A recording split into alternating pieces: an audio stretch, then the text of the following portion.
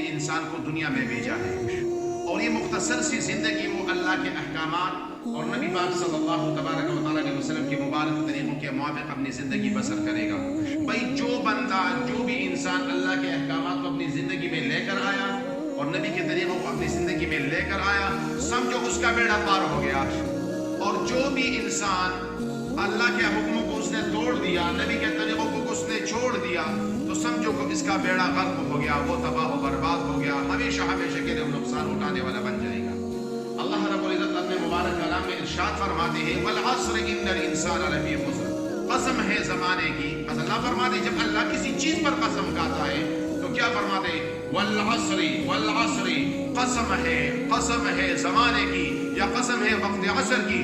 جتنے انسان ہیں اس دنیا میں تمام کے تمام سارے کے سارے نقصان میں ہیں، خسارے میں ہیں، لیکن جو خسارے سے باہر ہے، جو نقصان سے باہر ہے، اس کے بارے میں اللہ پاک فرماتے ہیں الا الذین آمنوا، مگر وہ انسان جو ایمان لے کر آئے، جو ایمان لے کر آئے۔ تو سب سے بڑی دولت انسان کے لیے وہ ایمان کی ہے۔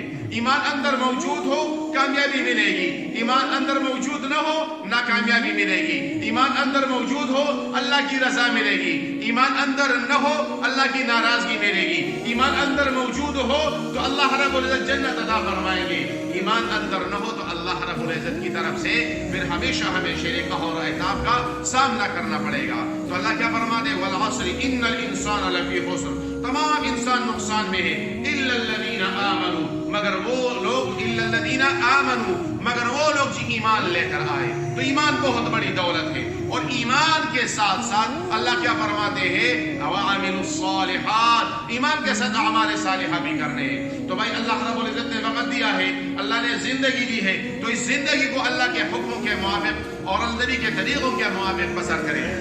اور اس کے بعد اللہ کیا فرماتے ہیں وعملوا الصالحات وتواصوا بالحق وتواصوا بالصبر، حق بات کی وصیت کی، حق بات کی وصیت کی اور صبر کی وصیت کی۔